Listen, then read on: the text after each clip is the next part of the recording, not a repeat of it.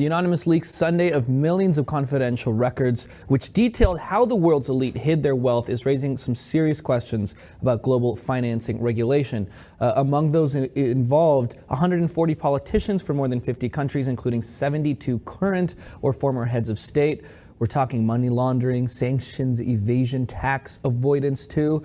This is all coming from leaked documents that came from this law firm in Panama. We don't know who's leaked it specifically, but in essence, what we're talking about here, what this really is uncovering, is the way that the elite will use law firms like this one called Mossack Fonseca, basically, as an offshore tax haven so that they can hide or shield any money that might be because of tax evasion, but also because they are ill-gotten gains. And we might get into as well, when talking about Russia, sanctions evasion as well. So just to give you an idea, Mr. Snowden, Edward Snowden himself, tweeted out that he said this is the biggest leak in the history of data journalism. It just went live, and it's about corruption. Well, it is and it isn't, because a lot of this is legal at the end of the day, but at the same time, a lot of it is illegal if we're talking about tax evasion and sanctions evasion.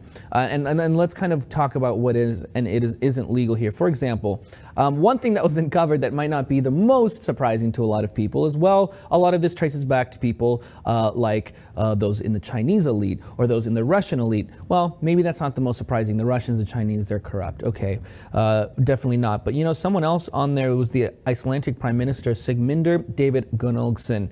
He had basically all these undeclared interests in his country's failed banks. And then when we talk about Iceland a lot of the time, we're using them as the prime example of how a country should deal, you know, with those corrupt bankers. And they did it perfectly. And now we find out that he also had some undeclared interests here. So a lot of people are calling for his resignation. Now, this is just the beginning. There's over 11 million documents that have been leaked so far. So this is only going to lead to a lot more information, and it is flooding the internet right now. I mean, every few minutes there's a new development on this story, and it's definitely going to go from here. Sure, and especially in this case, when we're talking about Iceland, it's so hypocritical. I mean, Iceland, with everything they've gone through with their bankruptcy, to then see these kinds of numbers on paper, that this guy was banking, you know, offshore like this. We know that the elite have always, the wealthy, the top 1%, however you want to say it, have always found ways to I don't want to say tax evasion, but basically to hide their money, to put them offshore, to put them in these kinds of accounts. It's not a massive surprise that this is going on. It's just the fact that the numbers are so staggering, the types of people that are involved. We've got a Putin network of allies that are involved here. FIFA, of course, the ethics committee there, they're involved. Obviously, this Icelandic prime minister as well. But it's the fact that it highlights this loophole that just shouldn't be there. And you wonder and you hope that with this kind of information coming to light, that maybe some legislation will change, maybe some changes will occur, and some of these loopholes will close under further investigation. Yeah, one of those Putin aides, his name's Sergei Roldugin. He's a concert cellist, okay? He's the man behind Putin. Right there, and he's basically one of the people who've been mentioned here, and he was basically tied to one of Russia's biggest banks that was sanctioned, and so that in that case it was part of sanction avoiding, and obviously Putin's not going to have his name on something like that, right? And why would a cellist have, you know, this be making multi-million, like millions and millions of dollars through these shell companies? Something must be up, right? So of course Putin's not going to have his name on there. Now, like I said, this just came out, right? And it was originally leaked to a German newspaper.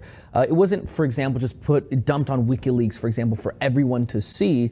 This group of journalists that were basically uncovering this whole thing and working on this for quite a while basically released it little by little, and they still are. So it's not basically online with an index for anyone to go through and look at. But you know, if we're talking about huge corruption, huge scandals, you know, millionaires, probably billionaires as well, of course there's going to be a lot of Americans, a lot of English people as well on these lists. So I think we're just going to have to wait and see like what comes out of this. But definitely, without a doubt, this definitely shows how easy it really is for the elite to hide their wealth and avoid taxes, among many other things. But keep it posted here on the Lip TV, because we're going to definitely this week have some more developments on this story.